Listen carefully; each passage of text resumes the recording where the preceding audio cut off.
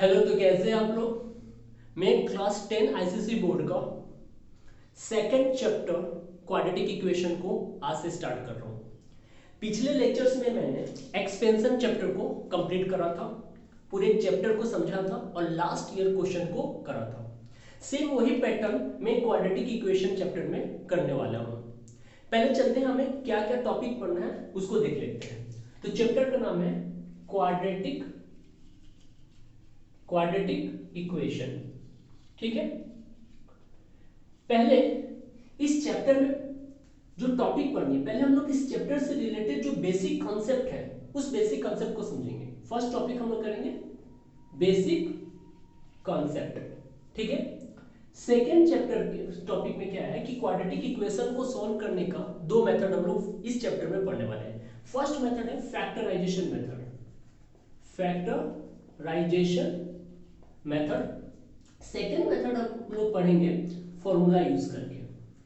Formula में कौन सा श्रीधराचार्य जो फॉर्मूला होता है वो यूज करके इस क्वेश्चन को सॉल्व करेंगे। थर्ड फोर्थ इस चैप्टर में जो हमें पढ़ना है वो है नेचर ऑफ रूट्स। फिफ्थ हम लोग पढ़ेंगे इस चैप्टर से जो भी वर्ड प्रॉब्लम बनेंगे वो सारे क्वेश्चंस करेंगे, word problems. And last point हम लोग पढ़ेंगे प्रीवियस ईयर्स क्वेश्चन। तो ये सारे पॉइंट्स डिस्कस करना है और हमारा मेन फोकस होगा कॉन्सेप्ट सीखना और उसके बाद इसका जो last year question previous year question जो है उसको लगाना। ठीक है, तो चलिए वन बाय वन स्टार्ट करते हैं। फर्स्ट हम लोग पढ़ेंगे बेसिक कॉन्सेप्ट कि ये जो क्वाड्रेटिक इक्वेशन है इसमें क्या क्या कॉन्सेप्ट बेसिक हो सकती है। तो पहला पढ़ेंगे बेसिक कॉन्सेप्ट।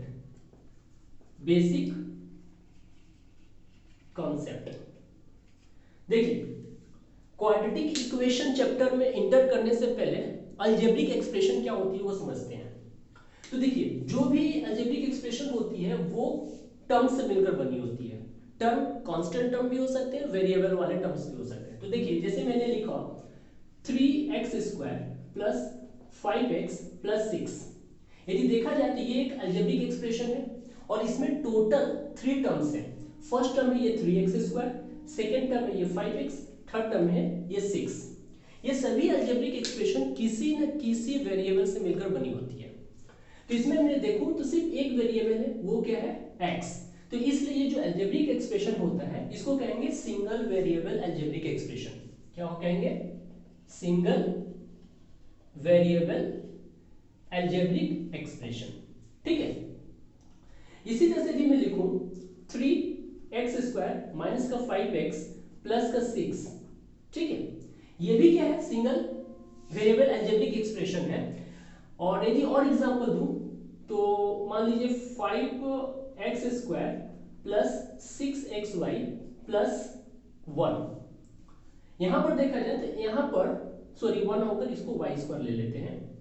तो यहां पर देखें तो यहां पर टोटल कितने वेरिएबल्स हैं? टोटल 2 वेरिएबल है, एक वेरिएबल x है, दूसरा वेरिएबल y है। यानी ये जो एक्सप्रेशन बना है ये 2 वेरिएबल से मिलकर बना है, इसलिए इस एक्सप्रेशन को कहते हैं टू वेरिएबल एक्सप्रेशन। ठीक है, बट हम लोग को जो पढ़नी है क्लास 10 के इस चैप्टर में वो सिर्फ पढ़नी है सिंगल वेरिएबल पर। तो क्वाड्रेटिक इक्वेशन में जानने से पहले हम पहले सीखते हैं कि ये डिग्री क्या होती है। तो हमेशा याद रखिएगा कि जो भी क्वाड्रेटिक एक्सप्रेशन होती है, मतलब जो भी अलजेब्रिक एक्सप्रेशन होती है, उसका वेरिएबल का कुछ पावर होते हैं। तो वेरिएबल का जो हाईएस्ट पावर होती है, हाईएस्ट पावर ऑफ वेरिएबल, उसी को हम क्या कहते हैं? उस क्वाड्रेटिक इक्वेशन, उस अलजेब्रिक एक्सप्रेशन का हम क्या कहते हैं? डिग्री कहते हैं। वेरिएबल का हाईएस्ट पावर को हम क्या कहते हैं? Degree of the algebraic expression. तो पहले जो हमें इस बेसिक में पढ़ना है वो है डिग्री। पहले डिग्री को समझते हैं। तो डिग्री क्या होता है? फर्स्ट है डिग्री। तो एग्जांपल देखिए, यदि मैं लिखूं 5x³ plus 6x² plus 7x plus 6। दूसरा यदि मैं लिखूं 3x² माइनस का 5x प्लस का 4। थर्ड यदि मैं लिखूं 3x प्लस का 6 और फोर्थ यदि मैं लिखूं 5। तो ये जितने भी एक्सप्रेशन है ये सारे अलजेब्रिक एक्सप्रेशन कहलाएंगे। क्या कहलाएंगे? अलजेब्रिक एक्सप्रेशन कहलाएंगे। अब इसमें देखा जाए तो ये भी सिंगल वेरिएबल है, ये भी सिंगल वेरिएबल है, ये भी सिंगल वेरिएबल है। तो डिग्री का मतलब होता है the highest power of the variable present in the algebraic expression. तो इस अलजेब्रिक एक्सप्रेशन में x वेरिएबल है और इसका हाईएस्ट पावर कितना है? 3 है। इसका मतलब इसका डिग्री कितना हो जाएगा? डिग्री हो जाएगा 3। इस अलजेब्रिक एक्सप्रेशन में वेरिएबल x है, इसका हाईएस्ट पावर कितना है? 2 है, इसलिए इसका भी डिग्री कितना हो जाएगा? डिग्री हो जाएगा 2। इसमें x का हाईएस्ट पावर कितना है? 1 है, तो इसका डिग्री कितना हो जाएगा? इसका डिग्री हो जाएगा 1। और इसमें x का हाईएस्ट पावर 0 है, इसका मतलब डिग्री कितना हो जाएगा? 0 हो जाएगा। डिग्री कितना हो जाएगा? 0 हो जाएगा। तो डिग्री का मतलब होता है the highest power of variable present in the algebraic expression. अब इस डिग्री के पे बेस करके हम इन एक्सप्रेशन का एक पर्टिकुलर नाम देते हैं। जैसे कि जिसका डिग्री 3 होता है, जिसका डिग्री 3 होता है,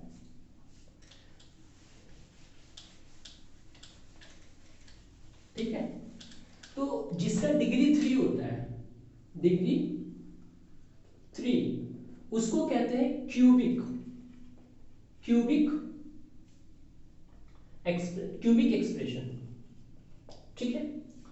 जिसका डिग्री 2 होता है उसको कहते हैं क्वाड्रेटिक एक्सप्रेशन। जिसका डिग्री 1 होता है उसको कहते हैं लीनियर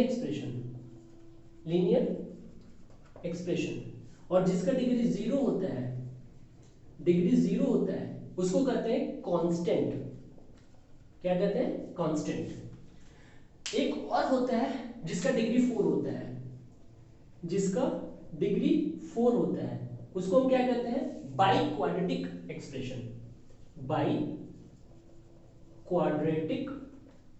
एक्सप्रेशन। ठीक है। तो based on the degree the algebraic expression have given some classification. Just like cubic expression कहते हैं डिग्री 3 को, क्वाड्रेटिक एक्सप्रेशन कहते हैं डिग्री 2 को, लीनियर एक्सप्रेशन कहते हैं डिग्री 1 को, कांस्टेंट कहते हैं जिसका डिग्री 0 होता है, एंड जिसका डिग्री 4 होता है उसको कहते हैं बाई क्वाड्रेटिक एक्सप्रेशन। ठीक है, ये समझ में आ गया। अब आते हैं डिग्री का इंपॉर्टेंस क्या होता है। तो डिग्री का इंपॉर्टेंस यही होता है कि जो भी अलजेब्रिक एक्सप्रेशन होती है उसका जो डिग्री होता है वही डिग्री हमें ये बताता है कि उसका कितना नंबर ऑफ जीरोस होंगे। ठीक है, तो डिग्री हमें ये इंडिकेट करता है नंबर ऑफ रूट्स और नंबर ऑफ जीरोस। अब यहां से एक टर्म आ गया, रूट्स और जीरोस क्या होते हैं। तो नेक्स्ट पॉइंट हम लोग पढ़ेंगे रूट्स और जीरोस।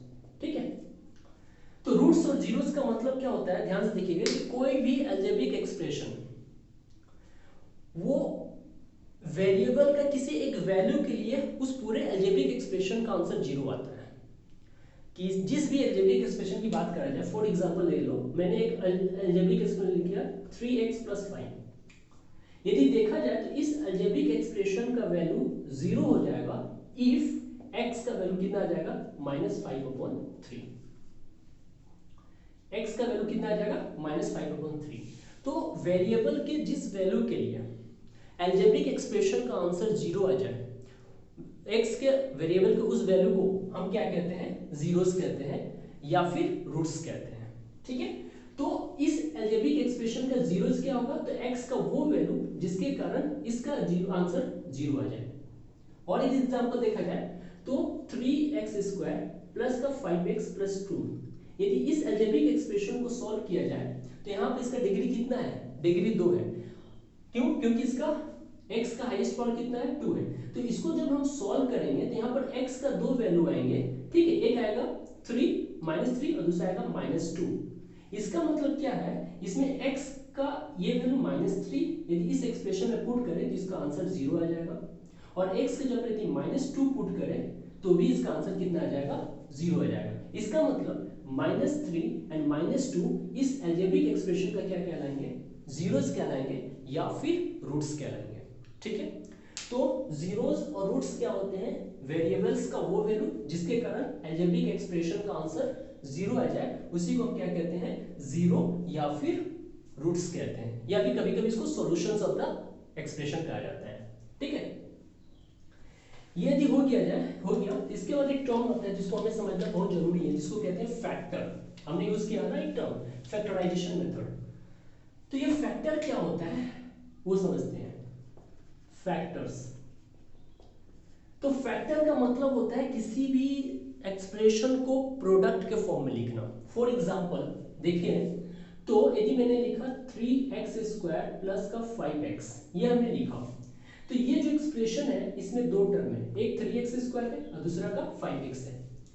इस एक्सप्रेशन को यदि मैं प्रोडक्ट के फॉर्म में कन्वर्ट कर लूं तो वो दोनों प्रोडक्ट जो आएंगे वो मेरे क्या कहलाएंगे, इस एक्सप्रेशन का फैक्टर कहलाएंगे। फॉर एग्जांपल यहां पर देखा जाए x इसमें भी है, x इसमें भी है, तो दोनों टर्म से x मैंने कॉमन ले लिया।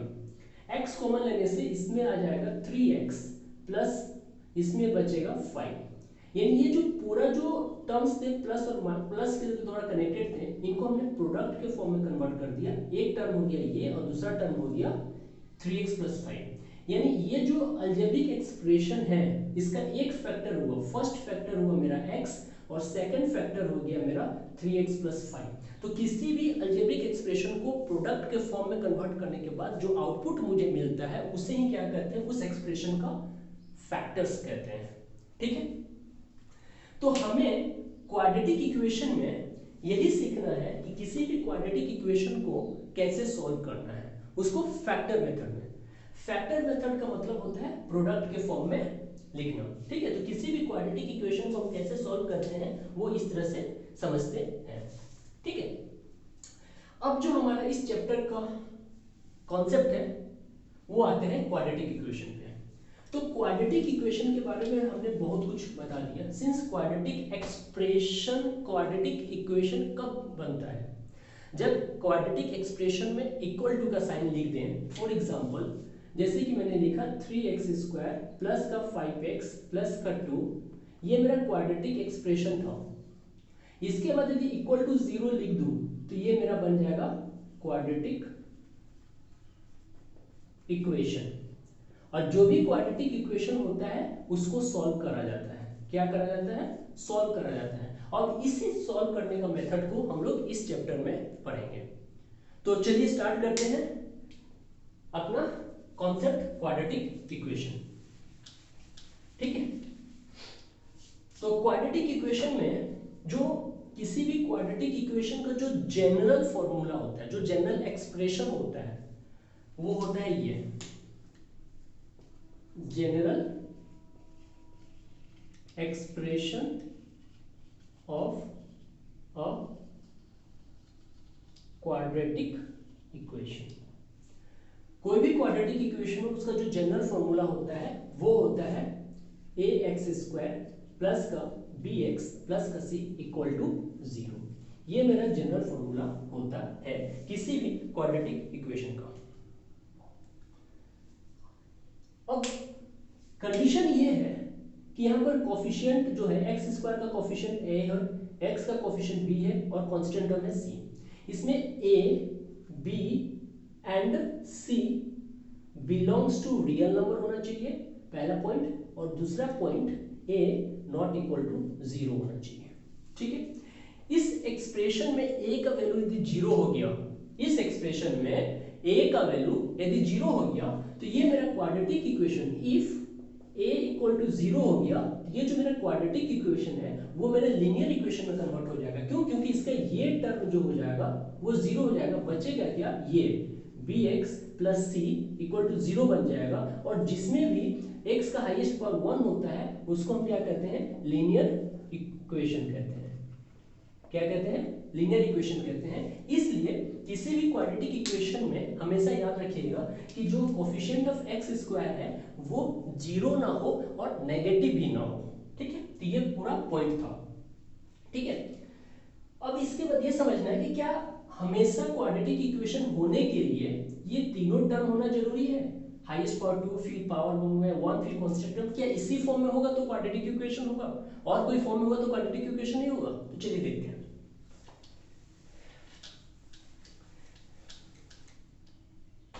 देखिए यदि किसी क्वाड्रेटिक इक्वेशन में ये कांस्टेंट टर्म ना हो, यानी सिर्फ ax² plus bx equal to 0 आ गया, ये टर्म हो गया, मतलब क्या है, कांस्टेंट टर्म नहीं है, तो इस क्वाड्रेटिक इक्वेशन को कहते हैं एडफेक्टेड क्वाड्रेटिक इक्वेशन। क्या कहते हैं? Affected quadratic equation. यानी किसी क्वाड्रेटिक इक्वेशन में कांस्टेंट टर्म ना हो, x का हाईएस्ट पावर 2 हो, x का हाईएस्ट पावर 1 हो, कांस्टेंट टर्म ना हो, तो उस क्वाड्रेटिक इक्वेशन को हम कहते हैं affected quadratic equation. Case number 1। Case number 2, यदि क्वाड्रेटिक इक्वेशन में ये x का टर्म ना हो, यानी सिर्फ क्या होगा, ax² होगा प्लस c इक्वल टू 0 होगा, ये टर्म हो, मतलब x का हाईएस्ट पावर 2 वाला टर्म हो और कांस्टेंट टर्म हो, यदि ये इक्वेशन रहा तो इसको कहते हैं प्योर क्वाड्रेटिक इक्वेशन। क्या कहते हैं? Pure quadratic equation. ठीक है, तो क्वाड्रेटिक इक्वेशन का जरूरी नहीं है कि वो general formula ax² plus bx plus c में पूरा हो तभी वो क्वाड्रेटिक इक्वेशन होगा, या तो ये दोनों हो तो भी क्वाड्रेटिक इक्वेशन होता है, या तो ये दोनों हो तो भी क्वाड्रेटिक इक्वेशन होगा। नाम क्या है? इसको नाम कहते हैं एडफेक्टेड और इसको कहते हैं प्योर क्वाड्रेटिक इक्वेशन। ठीक है, तो ये सारे क्वाड्रेटिक इक्वेशन का कांसेप्ट था बेसिक। अब जो जनरल फॉर्मूला लिखे हैं, ये जो जनरल फॉर्मूला लिखे हैं, इसको फैक्टर मेथड से, जो हमारा फर्स्ट पॉइंट है, फर्स्ट टॉपिक है, फैक्टर मेथड से सॉल्व करना वो सीखेंगे। तो पहला पॉइंट हमें पढ़ना है solving of quadratic equation by factorisation method. Factorisation method. ठीक है, तो जैसे ये फैक्टर टर्म आएगा, इस मेथड को यूज करने के पहले एक कॉन्सेप्ट पढ़ते हैं जिसको कहते हैं जीरो प्रोडक्ट रूल। क्या कहते हैं? Zero product rule. क्या कहते हैं? Zero product rule. ये जीरो प्रोडक्ट रूल का मतलब क्या होता है? जीरो प्रोडक्ट रूल का मतलब होता है कि जो भी दो टर्म हो, जैसे कि एक टर्म ए है दूसरा टर्म बी है, ये दोनों प्रोडक्ट में है और ये इक्वल टू 0 है। ध्यान से समझिएगा कि जब भी दो टर्म प्रोडक्ट में हो और उनका प्रोडक्ट 0 हो, तो ये दोनों का प्रोडक्ट 0 कब हो सकता है? दो केस बनेंगे, आइदर ए 0 हो, आइदर ए इक्वल टू 0 हो और बी इक्वल टू 0 हो। केस नंबर 1, इन दोनों का प्रोडक्ट मेरा 0 तभी हो सकता है या तो ए 0 हो या तो बी 0 हो।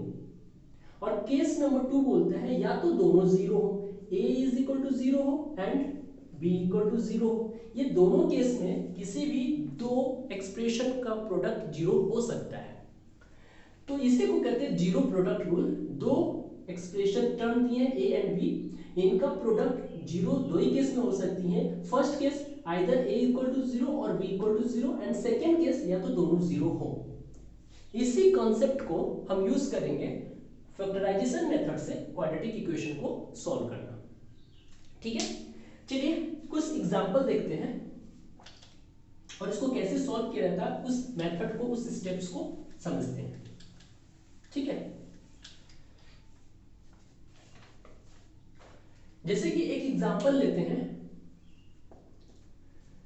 x² प्लस का 5x प्लस 6 इक्वल टू 0। देखिए ये क्वाड्रेटिक इक्वेशन है, क्यों? क्योंकि x का पावर हाईएस्ट पावर 2 है, फिर x है, फिर कांस्टेंट टर्म है, ये जनरल एक्सप्रेशन में है। यदि थोड़ा सा मैं बता दूं, यहाँ से यदि मैं ए का वैल्यू पता करना चाहूँ, बी का वैल्यू पता करना चाहूँ और सी का वैल्यू पता करना चाहूँ, तो सीधा सीधी इस क्वाड्रेटिक इक्वेशन को उसका general expression A X square plus B X plus C के द्वारा कंपेयर कर देंगे। तो x के सामने 1 है, यहाँ x स्क्वायर सामने a है, यानी a का वैल्यू कितना आ जाएगा 1। x के सामने 5 है, x के सामने b है, यानी यहाँ से b का वैल्यू कितना आ जाएगा 5। c के सामने की जगह पर 6 लिखा गया है, यानी c का वैल्यू कितना हो जाएगा 6। ये हम लोग पता कर सकते हैं। फिलहाल इसका जरूरत नहीं पड़ेगा, इसका जरूरत कब पड़ेगा, जब हम क्वाड्रेटिक इक्वेशन को फॉर्मूला मेथड से सॉल्व करेंगे। ठीक है, तो चलिए स्टेप सीखते हैं। फिर इस क्वेश्चन को लिखता हूं और स्टेप सीखिएगा। क्वेश्चन है एक्स स्क्वायर प्लस का 5x प्लस का 6 इक्वल टू 0। चलिए इसको स्टेप्स बताते हैं। पहले ध्यान दीजिएगा, इसमें एक्स स्क्वायर का कोफिशिएंट कितना है 1 और कांस्टेंट टर्म, साइन नहीं सिर्फ नंबर, यहाँ कांस्टेंट टर्म का वैल्यू कितना है 6। तो पहला स्टेप में ये है कि एक्स स्क्वायर का कोफिशिएंट और कांस्टेंट टर्म को मल्टीप्लाई करना, यानी 1 इंटू 6 को मल्टीप्लाई कर देंगे तो आंसर आएगा 6। ये मेरा पहला स्टेप है। दूसरे स्टेप में हम क्या करेंगे, इस मल्टीप्लिकेशन के बाद जो नंबर आया है उसका फैक्टर करेंगे। तो 6 का फैक्टर मेरा क्या क्या हो सकता है, एक फैक्टर होगा 1 इंटू 6 और दूसरा फैक्टर होगा 2 इंटू 3, यही दो फैक्टर होंगे। अब 6 इंटू 1 लिखो तो वही बात है और 3 इंटू 2 लिखो तो वही बात है, इसलिए 6 का दो ही फैक्टर होगा, एक 1 इंटू 6 और दूसरा 2 इंटू 3। तीसरा स्टेप में हमें क्या करना है, ये जो कांस्टेंट टर्म है इसका सामने का साइन देखना है। यदि ये साइन प्लस में है तो x का जो कोफिशिएंट दिया है वो उस फैक्टर को लेके करना है जिसको ऐड करके 5 आ जाए, और यदि यहाँ पर माइनस का साइन है तो उस फैक्टर को यूज करेंगे जिसको माइनस करके ये x का कोफिशिएंट आ जाए। तो यहाँ पर किसका साइन है, यहाँ पर प्लस का साइन है, तो x का 6 का वो फैक्टर लेंगे जिसको ऐड करके मेरा आंसर कितना आ जाए 5। तो कौन सा फैक्टर लेंगे, ये वाला। अब नेक्स्ट स्टेप में क्या करना है, सेम लिखना है एक्स स्क्वायर प्लस, सिर्फ 5 के जगह पर 3 प्लस 2 लिख देना है, बड़ा नंबर प्लस का छोटा नंबर। ये 5 के ऊपर लिख दिया, 3 प्लस 2 एक्स है, एक्स लिख दिया प्लस का 6 इक्वल टू 0। नेक्स्ट क्या करना है, बस इसका ब्रैकेट तोड़ना है और X square plus 3 into X 3x plus 2 into X 2x plus 6 equal to 0।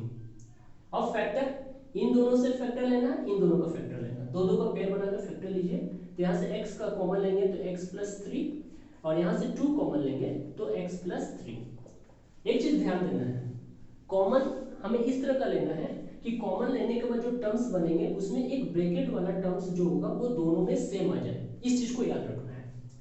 Next क्या करेंगे, फिर से x प्लस 3 यहाँ से भी और यहाँ से भी कॉमन लेंगे, तो और x प्लस 3 हमने कॉमन ले लिया, यहाँ से x प्लस 3 कॉमन लिया तो x बचा, प्लस यहाँ से x प्लस 3 लिखा कॉमन लिया तो 2 बचा। तो कितना आ गया, एक्चुअल में था एक्सप्रेशन ये, अब इसको हमने प्रोडक्ट के फॉर्म में कन्वर्ट कर दिया, इसी को कहते हैं फैक्टर मेथड। अब अभी हमने जीरो प्रोडक्ट रूल बताया था कि इसका और इसका प्रोडक्ट जीरो कब हो सकता है, आइदर इसका x प्लस 3 इक्वल टू 0 हो और ये x प्लस 2 इक्वल टू 0 हो। तो यहां से x का वैल्यू कितना आ जाएगा, x का वैल्यू आ गया -3 और यहां से x का वैल्यू कितना आ गया -2। ये इसका क्या हो गया, सॉल्यूशन हो गया। ठीक है, तो किसी भी क्वाड्रेटिक इक्वेशन को सॉल्व करने के लिए, किसी भी क्वाड्रेटिक इक्वेशन को सॉल्व करने के लिए हमें क्या करना है, ये मेथड यूज करना है, ये स्टेप फॉलो करना है। तो देखिए इसका हाईएस्ट पावर 2 था, इसलिए x का दो वैल्यू आएंगे, इसमें से किसी भी एक वैल्यू को इसमें पुट कीजिएगा तो ये क्वाड्रेटिक इक्वेशन को सेटिस्फाई करेगा, तभी ये इसका जीरो कहलाएगा। ठीक है, फिर से स्टेप फॉलो करो, बता दे रहा हूं स्टेप। पहला स्टेप, कांस्टेंट टर्म और x स्क्वायर के कोफिशिएंट को मल्टीप्लाई करके नंबर लिखेंगे। दूसरा स्टेप में जो नंबर आया उसका फैक्टर्स निकालेंगे, जितना तरह का फैक्टर्स, 1 इंटू 6 2 इंटू 3।